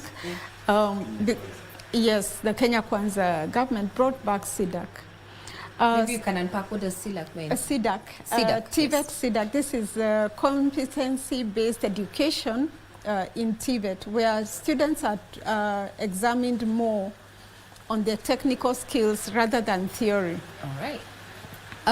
Previously, they would just do the KCSE, which is NEC examined, a lot of theory. Then they go and do a technical course in a TVET institution, and they are examined by the same NEC using the same formula of looking at the theory. So with CDAC now, 60% is technical, practical, and then 40% is theory. Yeah, so you find there's an improvement in the uptake, and there is also closing of the gap between what is taught and what the industry requires. Right. Because again, they are also training more, spending more time in the field, in industry, and therefore addressing the needs of industry. Yeah. Well, now let's bring in Geoffrey Monari. When you talk about TVETs, what is your take in that particular trend? The students, when they're applying for this financial aid and such, what's the trend that you have observed? And there's a quick question here. So what happens to those who default on the help? Let me start with TVET. Yes. For the technical courses, we have noted that the students who undertake TVET, because they are required to be registered by the registering bodies, complete their studies. Where we have a problem with TVET is programs like masonry, programs where if you are able to learn quickly, you can get a job. So you find that some of these students, before they complete their certificate programs, they stop learning and start working. Therefore, we have given them a loan.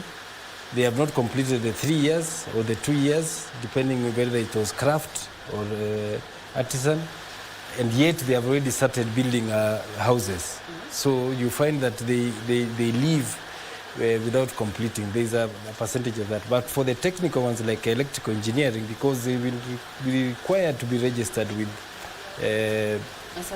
certified bodies, then they'll be able to complete. And that is a trend that we have seen. So does this speak to the default rate? Where are we at right now? Currently, we have a default rate of 35%. We have 316,000 Kenyans who went through university and have not started paying. So what are you doing about it? We are following them up to start paying. Just to give you a picture of what we are saying, to date, HELB has supported 1.7 million Kenyans. And 1 million approximately have finished their studies. And out of these,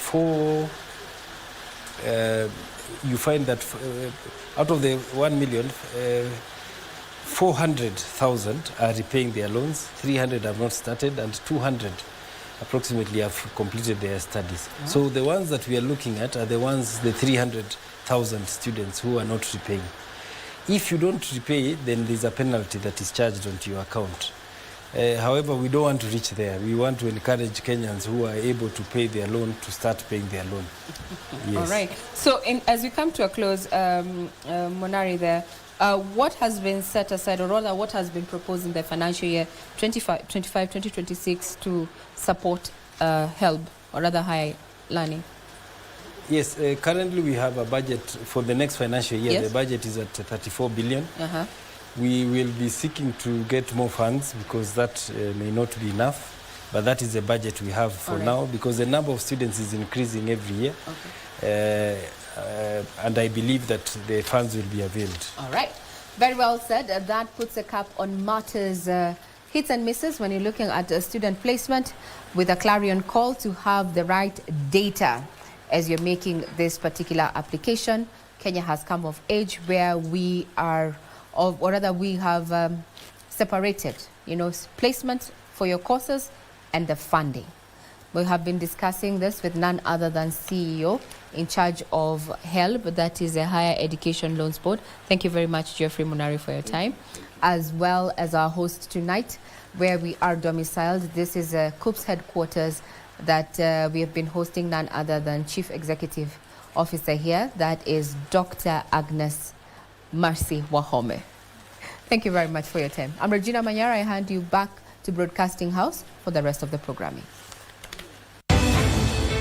You are watching The Shift with Regina Manyara.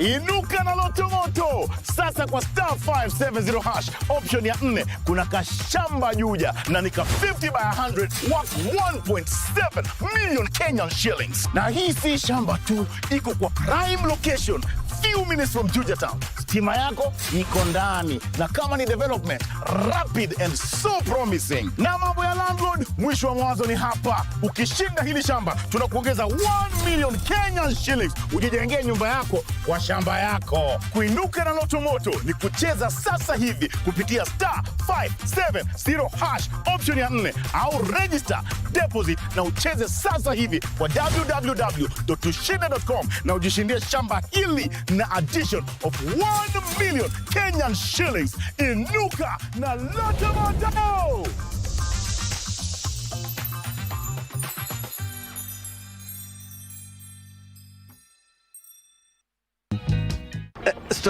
Stop. What's wrong with you? I said stop the car. You mean Dan is missing? What do you know about this? I had nothing to do with this. Don't play dumb with me, Millicent. I came across a poster. Done again. What's wrong with your tata? That is full of wonders. Hello, Margaret. Oluwali Margaret. Wow. Mama hapo wewe msichana. I told you I'll take care of everything. Were you also part of my abduction? Oh, shut up, Alice. I'm going to find out. Why haven't you found out already? You know what? I think we're done here. Just leave. Katunda wange. So you guys are friends now? You wanted to kill my daughter. Murderer.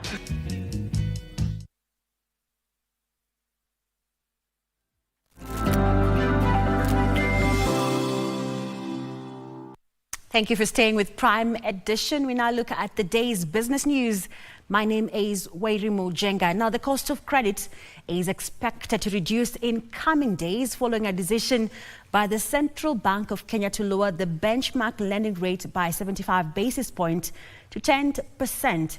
This is the lowest rate since May 2023 and marks the fourth consecutive benchmark lending rate cut by the Monetary Policy Committee. The move is expected to ease the cost of borrowing, offering relief to businesses and households as the Central Bank of Kenya seeks to stimulate economic activity amid easing inflation.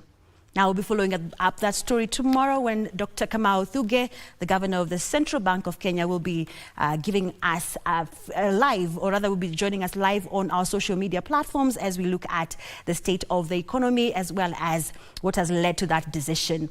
Now, Kenyan foods importers should take advantage on the global tariff wars to purchase surpluses that have accumulated due to the stalemate between countries.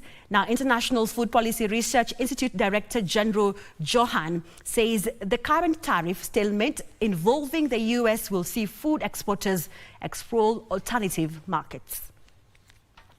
International Food Policy Research Institute believes some countries might opt to offload their food surpluses to developing nations due to trade stalemates.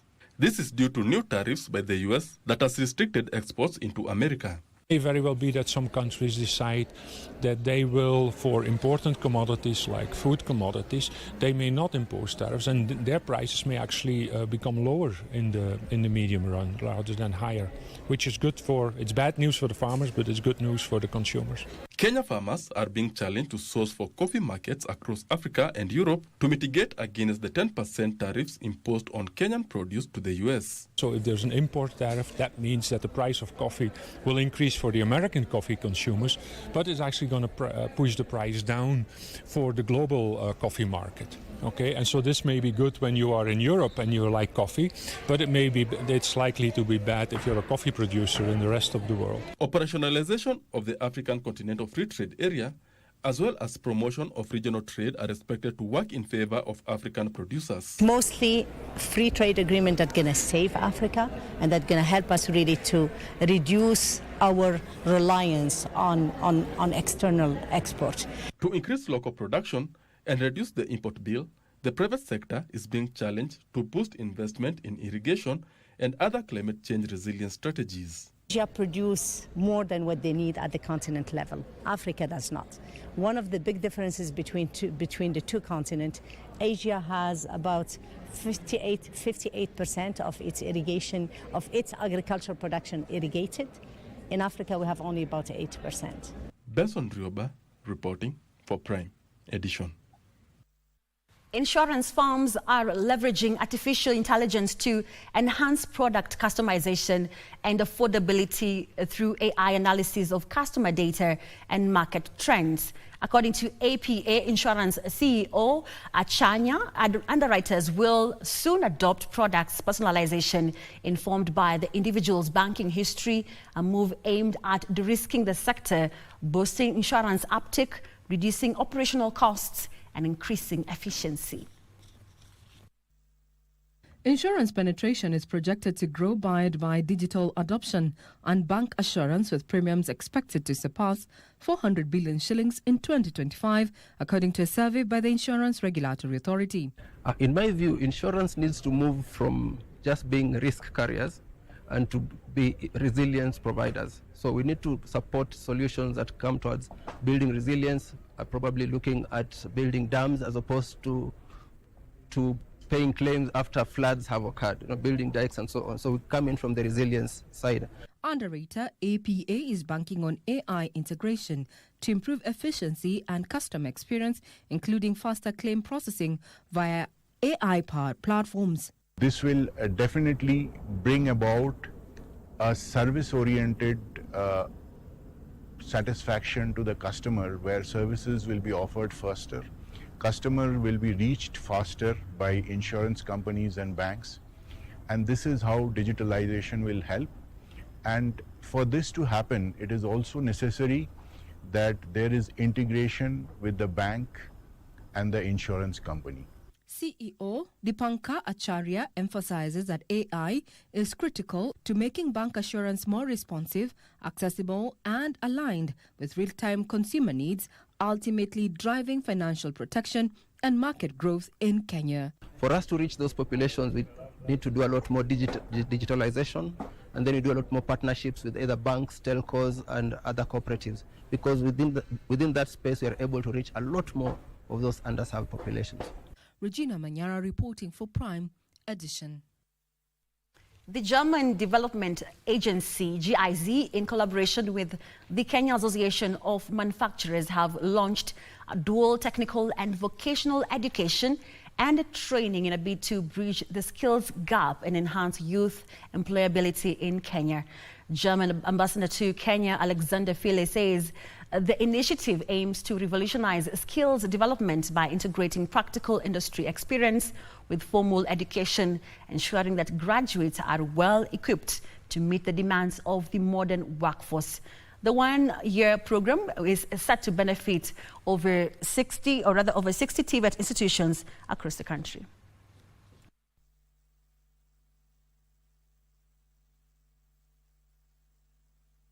First of all, we need to start creating also the demand for things, right, in the country, because without any demand, obviously in industrialization, it's not really worthwhile.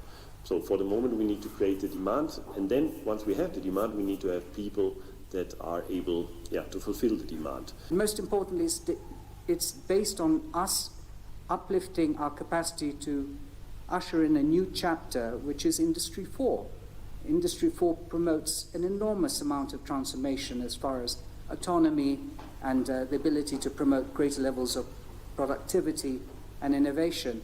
Our aim is to bring practical aspects into the TVET training and TVET education, and I think that is very important, that people actually not only learn from the books, but also from practical experience.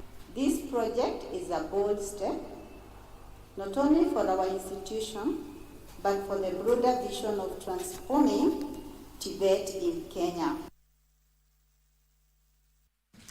Researchers are calling for a harmonized approach in consolidating innovative research outcomes involving Kenyan food systems. World Food Programme Regional Advisor for Eastern Africa, Sheila Nkunika, says currently data collection is scattered, which is affecting implementation of projects that affect beneficiaries in the food value chain. Disjointed data collection has been cited as among challenges impeding implementation of food security projects in Kenya. Being able to use existing programs to demonstrate how food systems can be strengthened, to demonstrate how social protection can be delivered in these environments, I think is one of those transformational things, because most of the times people will tell you we can't do this because of ABCD. Researchers believe collaborations will streamline harmonization of data collection and research findings that will ultimately boost food security.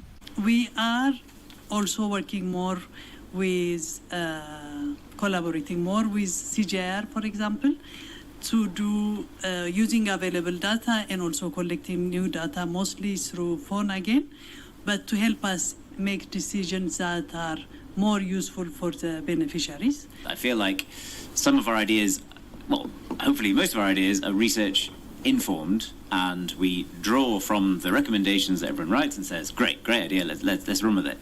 But I feel like quite often sometimes some of the learnings is not then passed back into some of the research that is being put in place. Currently, innovations in areas such as sustainable processing techniques, agri-tech financing, streamlining supply chains, and digital transformation have been so far informed by effective research and food system data collections. Even as the world comes to meet at Nairobi's CGIAR Science Week in Gigiri, Kenyans are hoping that the deliberations that will come from here will fill the gap of innovation, capacity building, and funding. Alan Oko, Prime Edition. Kenya is collaborating with development partners to scale up production of quality seeds through the establishment of model crop research stations across the country. International Maize and Wheat Improvement Center Chief Science and Innovation Officer Sarah Hani says the initiative will see seed processing capacities in Kenya quadrupled. Kenya's 200 registered seed companies produce 50,000 metric tons of certified seed annually. Kenya is seeking to boost production powered by a national seed policy, as well as upgrading and establishing more seed companies. This is a model facility, which the government hopes will serve not only as a quality seed production facility, but also as a center of excellence for crop improvement, training of students and scientists from Kenya and beyond.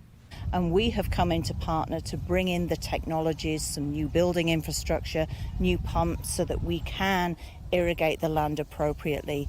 Certified seed production faces challenges including climate variability, reliance on rain-fed agriculture, as well as quality control and certification, which impact food security.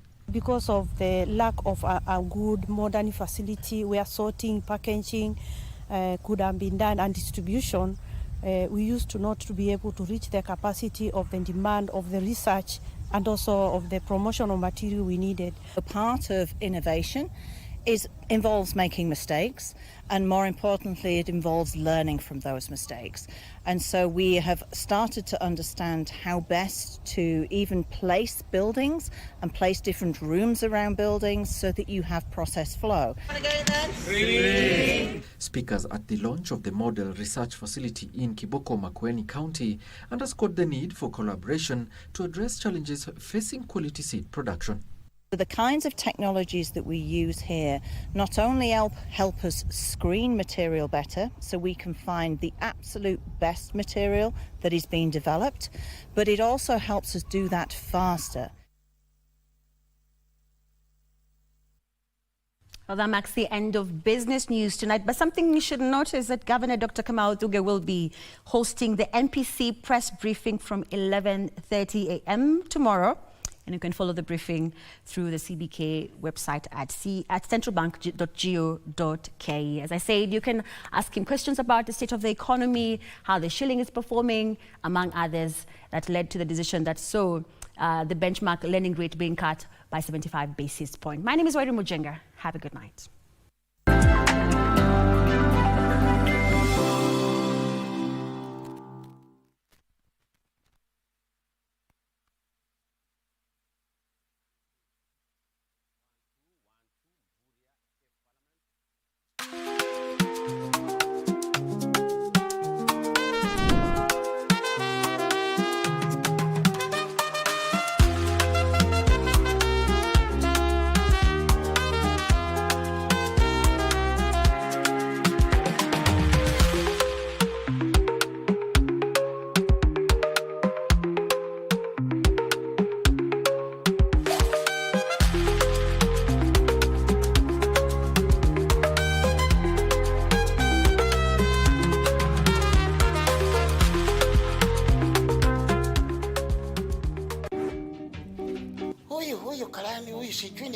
Anakuchoma na nini? Ananichoma na hichi pala. Wewe uone hiyo chichwa vile na meremeta. Yeye ameenda akatoboa septic tank ya mtu mwingine akajaza ya jirani. Kuna wakati nilileta hanisaka ikuje leta uchafu kwa septic yangu.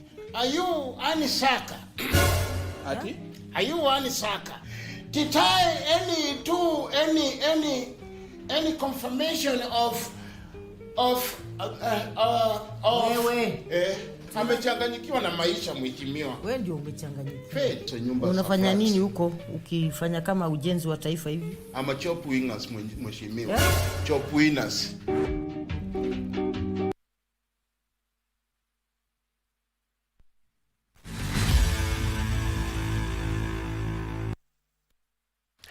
And thank you for staying with us. It is time for the latest from the world of sports with me, Bernard Okumu, and we begin with soccer, where Sports Cabinet Secretary Salim Vuria has confirmed that the 1.6 billion shillings CHAN and AFCON hosting fee required by the Confederation of Africa Football CAF has been fully settled, and Kenya is now ready to host the 2 continental championships. While appearing before the Parliamentary Departmental Committee on Sports, Vuria assured stakeholders that the government will not interfere with the operations of sports federations, promising support and respect for institutional independence. Meanwhile, FKF President Hussein Mohamed has reiterated the federation's aim to revitalize football in the country.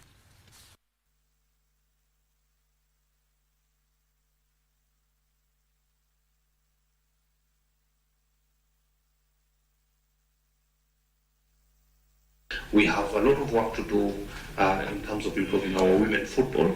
It has shown a lot of promise. So the current situation is that our women football seems to be doing better than the men's football. We've invested heavily in women football. We've provided support for the women football. I'm not sure if you are aware that the Kenya under-17 actually played yesterday against Morocco, and we beat them 2-0. We have a very big job to do, and the job starts by cleaning up the past and giving us a present and be able to show us the future of football in this country. And I believe you have what it takes with the 2 lovely footballers loved in this country for many years. Also, the national under-17 women's soccer team, Junior Starlets, beat Morocco 2-0 during their second friendly match played last night in Rabat. The 2 teams had battled to a 1-1 draw during their first friendly held last Friday. Junior Starlets wound up their back-to-back friendly matches with a perfect record after registering a 2-0 win against hosts Morocco. Goals from Michelle Waidera and Mildred Ochaka handed Junior Starlets the morale-boosting win ahead of their 2025 FIFA Under-17 Women's World Cup qualifier against Cameroon. Kenya is set to host Cameroon in the first leg on 20th of April at Nyayo National Stadium, with the second leg fixture scheduled 5 days later in Yaoundé. Aggregate winner will advance to the FIFA Under-17 Women's World Cup finals set to be held in Morocco in October. Kenya is aiming to qualify for its second consecutive finals after debuting at last year's edition held in Dominican Republic. Lisi trip imemwonyesha coach kitu na imemwonyesha penye tuko, so tukirudi Kenya kuna vitu zenye coach anaenda kuwakon, zenye tuko chini tuende to improve na zenye tuko juu tuendelee tu kuwa juu. Tusaidia sana cause tunaweza sema tumelearn kitu cause Cameroon walicheza na Morocco na wakawapiga, so hii inatumotivate sisi kama players na tunajua tuko ready. Meanwhile, the national women's senior soccer team, Harambee Starlets, will be seeking to bounce back when they face hosts Ivory Coast in their second friendly match scheduled tonight at Feli Houphouët-Boigny Stadium in Abidjan. Starlets lost the first friendly 2-0 last Friday and will be out to overturn the deficit in tonight's second encounter. Starlets is using the encounter to prepare for the 2026 Africa Women's Cup of Nations qualifier against Gambia in October. Hizi friendlies kwa sisi zinatusaidia ile kwa pamoja na ile combatness kwa sababu tunaenda kwa zile qualifications, inatusaidia kwa pamoja na tutoe pamoja tukue kimoja, yani ndio ile qualification ikuwe rahisi, mtu anajua mwingine ako hivi. We have corrected the mistakes zenye tukufanya kwa the last match, and tuko sure na tuna believe tunaenda ku have a positive result. Ni one of the best friendlies, ni team iko highly ranked than us, so hiyo game next ina come, I'm sure tutakuwa tumelearn something na tutakuwa tushajigauge forward ku look forward kwa hizo games zina come na ku approach game yetu against Gambia kama October. Finally, the national under-20 soccer team Rising Stars intensified their training ahead of their participation in the forthcoming under-20 Africa Cup of Nations scheduled 26th of April to 18th of May in Cairo, Egypt. Head coach Salim Babu is expected to name his final 23-man squad from the current 30-member team that's in residential training. Kenya is pooled in Group C alongside defending champions Senegal, Zambia and Sierra Leone.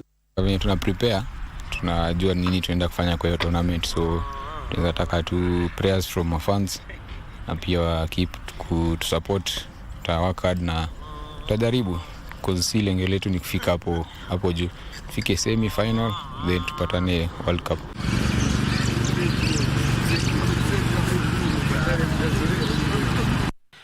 And that particular friendly between Kenya and Ivory Coast, the national women's soccer team Harambee Starlets and Ivory Coast is ongoing and Kenya is trailing by 1-0. Elsewhere, Kenya Prisons women's volleyball team advanced to the quarterfinals of the ongoing Africa Women's Volleyball Club Championship after trouncing Rwanda Police by 3-2 in a thrilling match played at Mashoud Abiola Stadium Indoor Arena in Abuja, Nigeria. Prisons, gunning for their first title since 2013, were made to sweat for their victory by their Rwandese opponents who pushed the former champions to the limit. Prisons won the first set 25-23, but Rwanda Police came back rejuvenated and won the second set 25-19. Now Prisons, inspired by powerful serves and backcourt discipline, clinched the third set 25-20 but lost the fourth set 20-25. They, however, wrapped up the win in the decisive fifth set, which they won 15-10 to march to the quarterfinals. Another Kenyan outfit and five-time winners, Kenya Pipeline, also sailed through to the last 8 after defeating Spiking Stars of Botswana by 3 straight sets.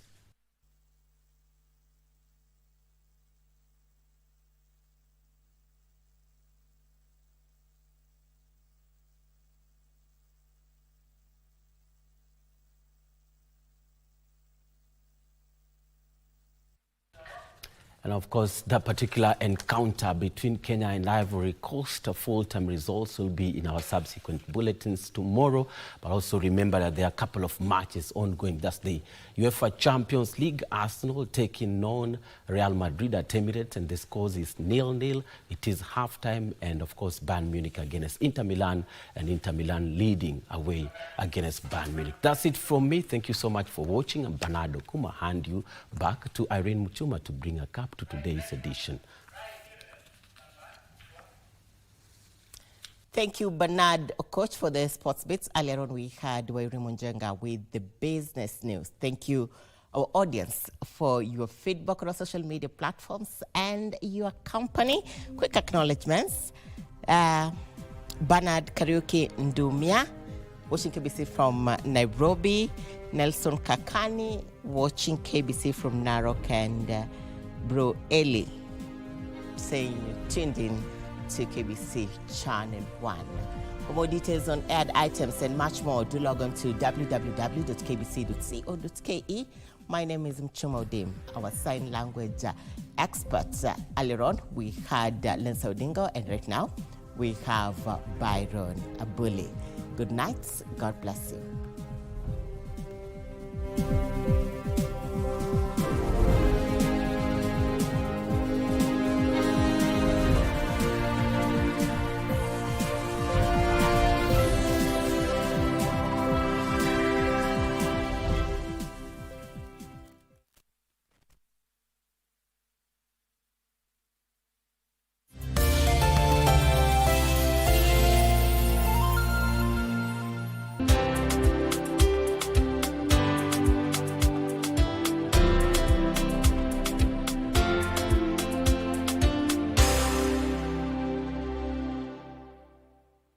Jet A1, cheza avieta bila data bila credo. Dial *892# for instant takeoff. Pepea bila pressure kucrash au kucash out. Avieta bila data, avieta bila credo. Uko na kabambe, wewe pia ni rubani mnoma. Dial *892#. Jet A1, michezobet.com. Cheza kwa kuwajibika. Kushiriki ni miaka 18 au zaidi. BCLB license number 0000664.